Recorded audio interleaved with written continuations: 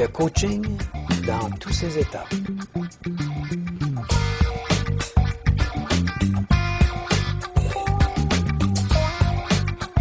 On veut devenir coach lorsque, à un moment donné, on a le sentiment d'avoir acquis la maîtrise d'un domaine de l'activité humaine et qu'on souhaite accompagner des gens dans l'atteinte d'objectifs liés à ce domaine ou connexes à ce domaine, ou encore des gens qui souhaitent entreprendre une transformation personnelle ou professionnelle.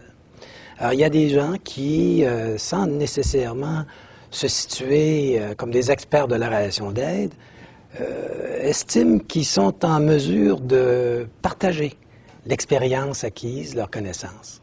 On trouve évidemment des gens qui ont des dons naturels comme coach et d'autres qui choisissent d'acquérir une formation, une préparation, un entraînement qui vont les amener à agir comme accompagnateurs, comme coach, avec des gens qui veulent atteindre des objectifs plus rapidement et plus efficacement.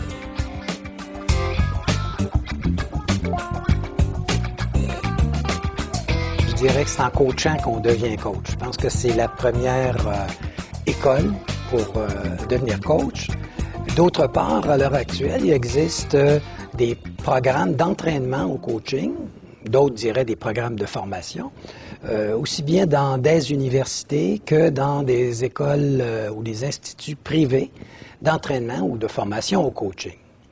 Et l'idée d'aller avec une organisation bien structurée, c'est d'acquérir ce qu'on considère comme les compétences essentielles en coaching, compétences qui ont été identifiées par l'International Coach Federation, qui représente un organisme semblable un peu à l'Ordre des conseillers en ressources humaines, et qui approuve certains programmes réputés permettre d'acquérir les compétences essentielles pour être un véritable coach professionnel et bon, s'écarter un petit peu d'une certaine tendance qu'on observe sur le marché, c'est-à-dire des coachs autoproclamés qui, pour des raisons d'opportunité, ont modifié en quelque sorte le travail qu'ils faisaient comme consultants pour s'appeler coach.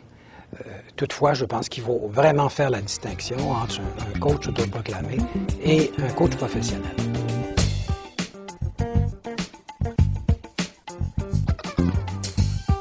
Au cours des 10-12 dernières années, on a fait un constat intéressant dans l'administration d'un test, un indicateur du style de communication des individus qui, finalement, amenait les participants à identifier leur style propre de communication parmi les 4 styles suivants: conciliateur, analytique, directif et animateur.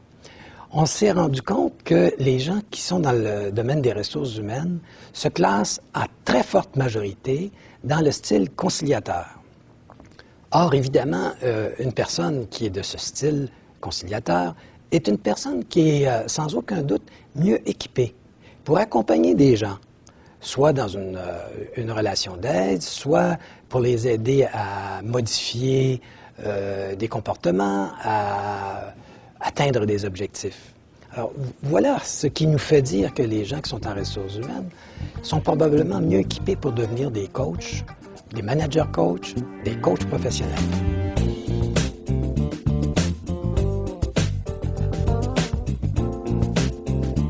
Les gestionnaires coachs, ça signifie que quand on considère le modèle de management qui est prévalait jusqu'au cours des dernières années, c'est-à-dire un modèle basé sur l'autorité et le contrôle, on s'est rendu compte que ce modèle ne convenait plus aux générations montantes.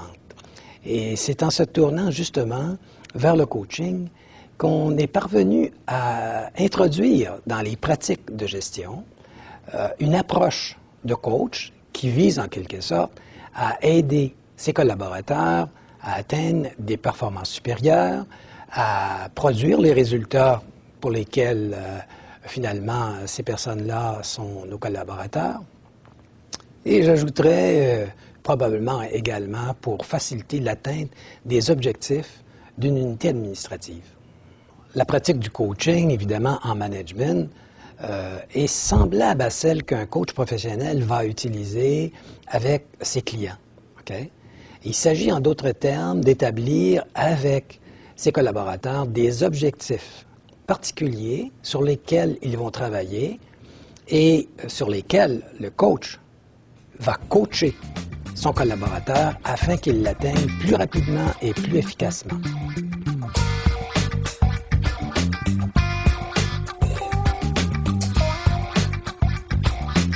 Ce qui ressort d'une façon évidente au cours des dernières années, c'est que les gestionnaires sont aux prises avec des difficultés qui se ressemblent passablement. Par exemple, si on prend les difficultés, les problèmes là, qui apparaissent comme les plus évidents, on retrouve le problème relatif à la communication interpersonnelle, la communication avec les collaborateurs, c'est-à-dire être capable de donner du feedback critique de façon constructive, être en mesure d'aider ses collaborateurs sans nécessairement résoudre les problèmes à leur place, être en mesure de leur déléguer des mandats, des tâches d'une façon efficace.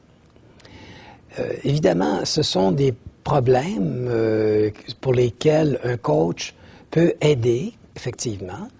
Le second problème serait celui de la gestion des priorités.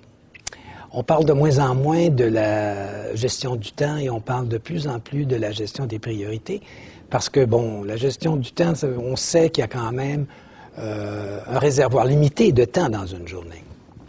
Il y a toujours quelque chose à faire.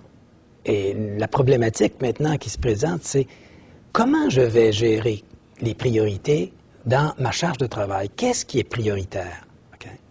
Et le troisième point le plus fréquent, c'est la gestion des ressources humaines par rapport à ce qu'on en attend sur le plan de produire des résultats, okay? Motiver les gens, les mobiliser autour d'un projet d'organisation. Je peux vous assurer que pour un gestionnaire coach, c'est déjà un bon boulot à faire ça. Et souvent, lorsqu'on s'approche des niveaux de cadre intermédiaire et de cadre supérieur, ce sont des problèmes qui deviennent encore plus aigus et pour lesquels, souvent, on va faire appel à un coach à l'extérieur.